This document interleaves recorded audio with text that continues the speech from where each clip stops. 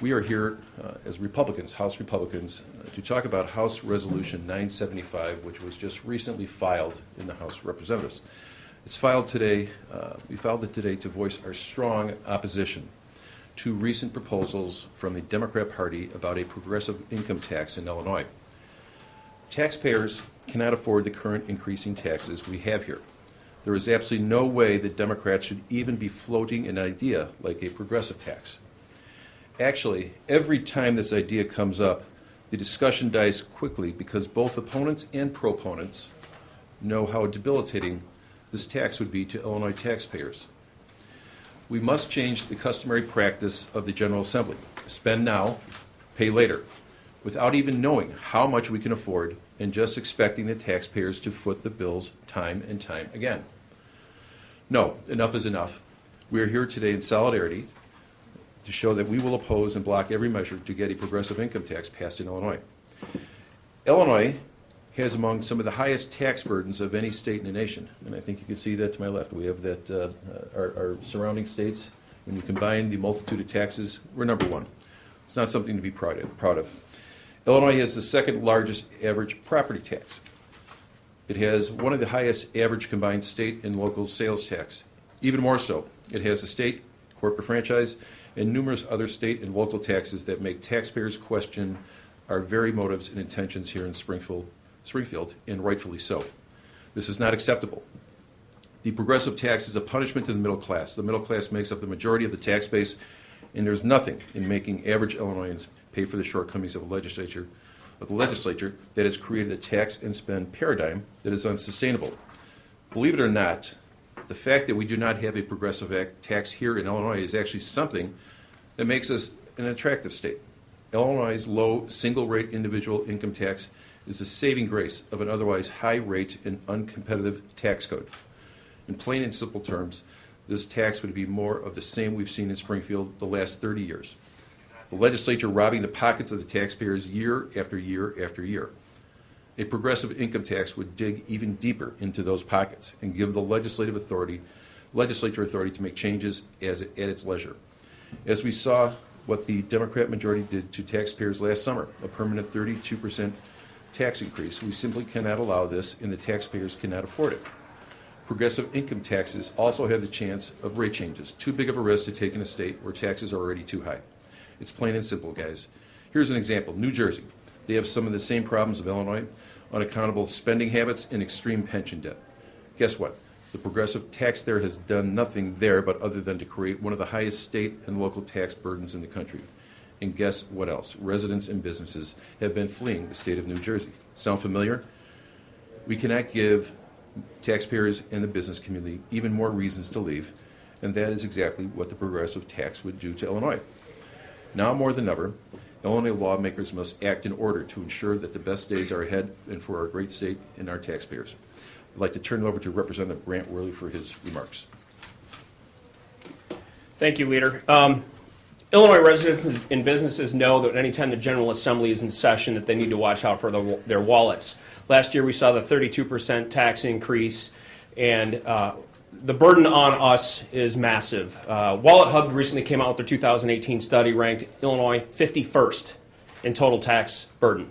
51st. Cranes just came out with an article. McHenry County ranks in the 99th percentile as far as property taxes. Cook and Kane are at the 96th percentile. Property taxes are crushing people. The one saving grace that we do have, however, is the Illinois Constitution that says all taxes must be flat. So now the Democratic majority is trying to do an end run on the very last constitutional protection that taxpayers have, and that's to keep the tax flat. So instead of going through the constitutional amendment process, they're going to jack up the rates. So their proposal is to raise the rates and then offer deductions. We all know that that's a tax hike on all of us. We need to stop this. Glad to see the caucus is behind all of this. With that, I'd like to introduce Sherry Jessup. Thank you and good afternoon. My name is Sherry Jessel. I'm the state representative from the 61st District. I have the unique identity of being the most far northeast district in the state. So we're on the Wisconsin border. My entire district borders Wisconsin. I just want to give you a little bit of stories about what's happening in my district. I'm contacted almost daily by people who are just crushed by this tax burden. In fact, I just had a conversation with a constituent last week who is a business owner, and he's approaching retirement. He said, I built my dream home here 20 years ago. My taxes have increased 300%. He went from $5,000 to $15,000 annually in property tax. He said he owns a business. He said, I cannot afford to stay here. I have to look at other options. He has a good friend and business owner that just left the state last week. So this is what's happening in my district. A few miles north, a family can buy a home just like the one that they have now, but with half the property taxes. What would you do as a taxpayer? The same is true for the businesses in my district that are forced to consider relocation or who won't come to my district at all because of the tax burden. And this is just one piece of it. This is just property taxes that we're talking about. The number one issue these people are already facing is not a matter of if they will leave Illinois, but when they will be able to leave.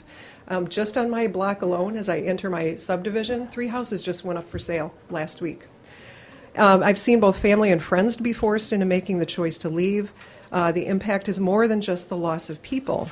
It's the loss of economic activity that drives down property values even more, which leaves average people confronted by foreclosure because they cannot afford the property taxes on a home they lived in for 30 years.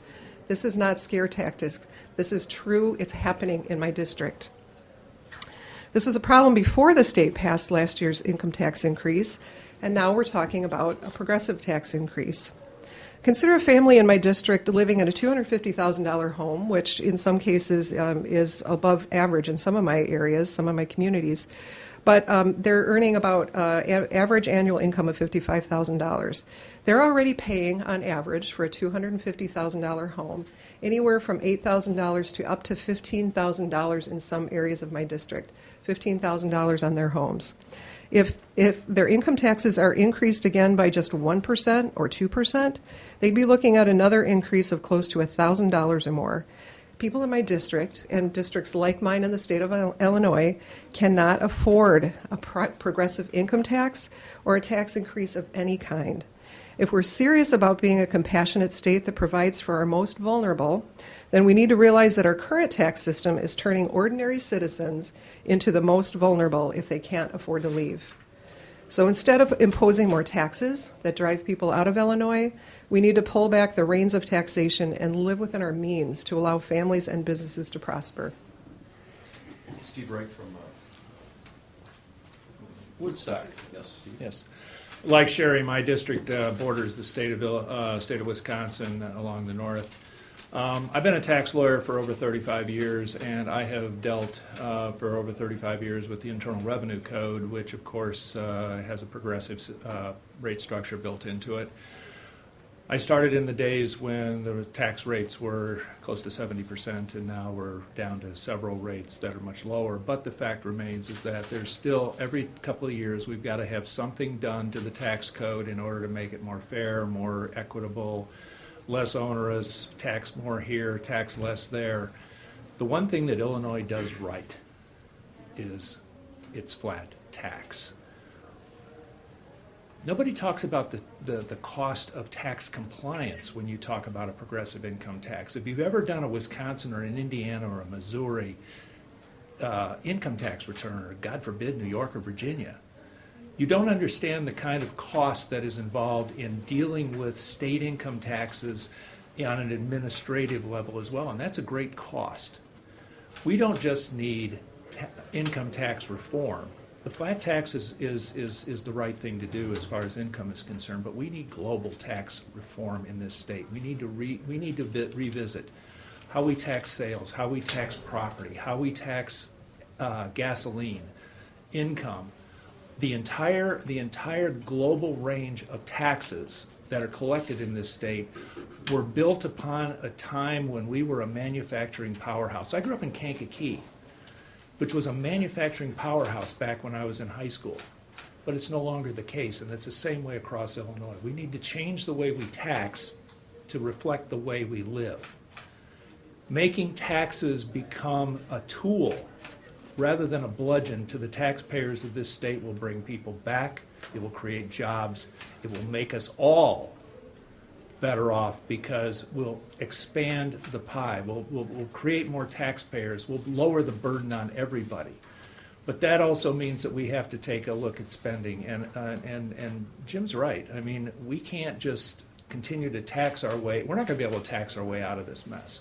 We have to deal with spending as well. But as far as taxes are concerned, we need true, honest-to-goodness reform, and we need it now. Thank you. I'm also like to state that there are 50 House Republicans who've signed on to this resolution, and I think that sends a very strong statement of our position on this matter. So any questions? Leader, does Yes. a progressive income tax necessarily mean more income? Are they going to raise revenue by a progressive income tax? No, I think You make it sound like they're going to spend frivolously as a result of well, making a progressive income history is a way of repeating itself, and if they, meaning the Democrats, would ever engage in actually working on a balanced budget, one that is, spending meets revenues, I probably would not have that thought. But each year that goes by, there's a lack of recognition and respect for the budgeting process. And we are demanding it again this year. I've sent letters to the Speaker on 2 different occasions within the last month and a half, respectfully requesting that he work with us to craft a budget, not this smoke and mirrors that we see with working groups, which he's done in the past, but actual concrete negotiations, similar to what we did last summer on the education reform bill. But I will say this, they are not going to pass a progressive tax without having more money to spend. It's in their DNA. It's in their body. That's how they work. That's how they operate. And giving them more ability to raise taxes on individuals at different rates is going to be a disaster for Illinois residents, small businessmen and women throughout the state of Illinois. They're the ones who will be the 1.2 million small businessmen and women in the state of Illinois who file personally for their income tax are the ones that are going to be hurt the most next to their families. So it's a terrible idea. It's being kicked around, but we need to make sure that Illinoisans are aware of it, of what the Democrat majority wants to do with if they believe they'll have success in November. They need to be warned that this is coming around the corner and that they need to be able to stop their members, talk to their members or their legislators and say to back away from this. We're taxed enough. How about doing something which you haven't done in many years, and that's to pass a balanced budget, working in a bipartisan manner.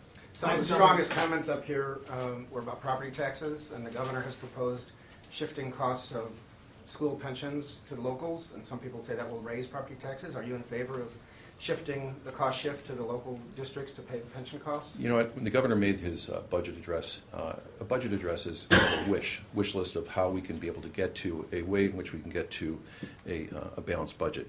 I will say that our caucus has lukewarm on that issue, but this is an issue that we should negotiate with other matters. But as I said earlier to John, work with us on every imaginable proposal. Some are good, some of them we don't think are going to work, but that's the whole point of negotiations. But I will say that our caucus is not, they're not warm to the idea. Last summer, there were several Republicans who voted for the permanent income tax increase. Where are they at on this? Are you worried that you're going to have 3, 4, or 5 jump out of the caucus and support a progressive income tax? Well, they would look kind of foolish because 50, including myself, have signed on to this resolution out of the 51 members of the House Republican caucus. Our members feel very strong about this, so I don't believe that anyone who's added their name to this resolution is going to have a change of mind down the road on this. It's terrible. Republicans believe in responsible spending and also responsible budgeting, and this is going to just be the final nail in the coffin for families and businesses throughout the state of Illinois. And then when it Jim, comes to Jim, rates- can I get, on a slightly different topic, but on taxation of income, has your caucus, or what would you all think about starting to apply a tax to retirees, given the massive pension problems we have as far as trying to recapture some of that? And I guess to the extent that if there was a progressive income tax, then wouldn't those recipients of these 6-figure incomes be now taxed, be able to be taxed on? I think that's a small amount of individuals, but I will say that right now our caucus is not going to ask for more taxes from Illinoisans, and that is an additional tax. That is something which At someday down the road, maybe it's worth discussing, but right now, our caucus is flat out against any type of tax on retirement income. There are 3 proposals, constitutional amendments, 2 in the Senate, 1 in the House. Everybody I've asked about this so far, who either are sponsors of this or support it, they're not saying what the rates are. What are you worried about when it comes to if these proposals do advance to get onto the ballot? I mean, is it going to be like a last-minute rate reveal, or what's your big concern? How do you think these guys operate? They throw a budget on us with 48 hours to go before session's over. They will not change their stripes. They will do this. They will take this approach the same way they've done with every major piece of legislation. Little notice upon members of the legislature, no notice to the public. So that should be the greatest fear, that there will be no airing, no transparency that will be put in place should a constitutional amendment pass and then they set the rates. Again, I know this from experience. Where are the cuts where are the Republicans on the cuts? The governor, for 4 years, has been talking about getting spending under control. Notwithstanding what the Democrats might have done in abdicating their responsibility, they've given him opportunities to cut. And in fact, he opposed the income tax increase last year and now is using that revenue in his budget proposal. When are the Republicans going to make the cuts necessary to live within our means? It's a good question. Now, here's a simple thought of what we should be doing, and it's required by law. And it is called adopting a revenue estimate, that our 2 agencies, the Bureau of the Budget and COGFA, come together, and they give us an estimate of what we believe the revenues will be for this upcoming fiscal year. Unless we know what exactly we have to spend, we can't budget. We can't talk about cuts. We can't do that because we don't know exactly what we'll be working with. The Democrats have taken a position that the requirement under the Constitution, which states that we must have our revenues match expenditures, is advisory. And they also feel the same way about the statutory requirement that the legislature shall advance and ratify a revenue estimate, as has the Attorney General of Illinois 3 years ago with their Attorney General opinion. So apparently all this stuff, when you're in the power, the Democrats are in power, they decide what parts of the Constitution they are going to follow, what parts of the statutes, and if it doesn't fit with their game plan, they will ignore it. And that's what they've done time and time again with these budgets, as long as I've been down here. If you're under the current flat tax system, what do you think the rates should be? I didn't support last year's income tax increase. We need to go back and start over again if we have to. But I would go back to the old tax rate. As you see here, when we add up every tax that is being thrown and hoisted upon Illinois residents and also businesses, we need to not go up, we need to go down. 3% or 3.75%? I'll go to 3.75 is where I believe we should go back to. Does the caucus have any plan to lower property taxes? I mean, some people say a progressive income tax means more money for schools. States only spending, giving schools 25% of their costs right now. It used to be like 38 or 40. That's subject to- And some people, since Don Clark-Netta didn't work out, they say you should switch, more income taxes, less property taxes. But do you even have a plan to lower property taxes? We've had multiple bills that would either freeze or have different types of referendum, citizen empowerment on property tax relief. And I think first and foremost, when I knocked on all those doors in January and February, that is the first thing that came out of the mouth is property taxes. So I can't ignore that. I mean, what's the plan you're pushing? Anything in particular you'd like to see on that? You know what, we've got 2 or 3 bills that we have that I will say this, and this is an open, open for the speaker to take this, that we want to negotiate with them on this, on property tax relief. I thought we had a deal last session. We were very close. And I felt we were very close on property tax relief, limited exemptions, but one that would, we were discussing whether it would be 2 to 4 years, but also giving referendum to the property tax owners as well. How is your resolution different than the one Representative McSweeney introduced about a month ago, 891, which also opposed a progressive income tax? I can't say I didn't read his resolution, but I think I've got more co-sponsors. Leader, can you talk, just switch Not topics? according to ILGA.gov at present. Who's the one who didn't sign on to your? Representative Harris. Maybe he has more, but I can't speak to what Representative McSweeney, but I think what it shows is that there is a strong feeling against this concept, which is being kicked around in the political winds with the Democrat Party. Yes? Just changing topics briefly to the governor's veto on the gun dealer licensing bill. The Senate says they're working to try to get those votes. Do you think it'll get over to the House, and can you talk about some of the pressure your members are facing, particularly in suburban districts, as moms and students call for gun control? I believe the Senate will pass the override to the gun dealer licensing bill. I believe it will fall short in the House of Representatives. I voted against it. I'm a suburban Republican. I would say that my position on guns is a little different than some of my downstate members, but I feel that this is a bill that will accomplish nothing on reducing the violent crime in the city of Chicago and also other parts of the state of Illinois. I've supported other gun control measures that are currently have been passed out of the House, but that is one that I feel is unnecessary. It doesn't get the job done. I'm a prosecutor from Chicago. The problem with gun violence is coming from Indiana, Wisconsin. That is where the major problem is, and where the federal government must do more to be able to do things such as background checks that are going to be realistic, not the gun shows that people go to and they just got to show an ID. That's the problem. We read about it anecdotally every year. The problem isn't going to be solved with a gun dealer licensing bill. It's not going to get. There will be nothing to be accomplished by it, other than bringing on excessive regulatory burdens on their businessmen and women. You may not like what they do, but they have a right to sell firearms. Are you involved, just a minute, are you involved in talks about a capital plan that would be financed with expanded gambling? Senator Brady indicated those talks are going on. I have not heard of this, so this is new to me. All right. Thank you. Thanks, everybody. Thank you.